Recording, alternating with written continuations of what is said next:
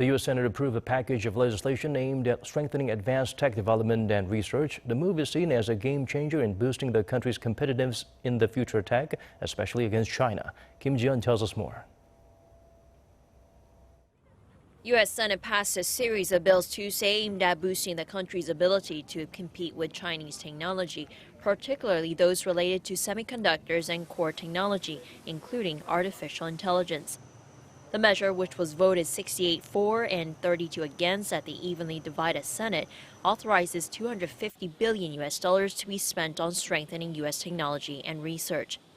In particular, $190 billion are being set aside for tech development for the next 5 years, and $54 billion to increase production and research into semiconductors and telecommunications equipment. Another $2 billion will be dedicated to chips as auto parts. The bill's bipartisan support comes at a time of a major shortage in semiconductors and amid slow economic recovery due to the COVID-19 pandemic. The U.S. comprises 12% of global chip production, a sharp decline from the 37% it had in 1990. Senate Majority Leader Chuck Schumer said the bill would allow the government to invest in science, just as it did right after World War II.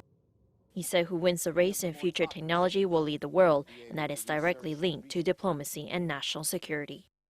This bill could be the turning point for American leadership in the 21st century.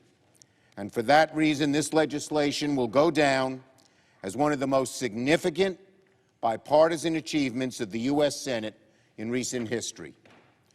The bill has a number of provisions related to China. It prohibits social media app TikTok from being downloaded on government devices.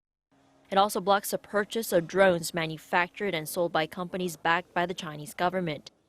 The bill must pass the House of Representatives to be sent to the White House for U.S. President Joe Biden to sign into law. Kim Ji-yeon, Arirang News.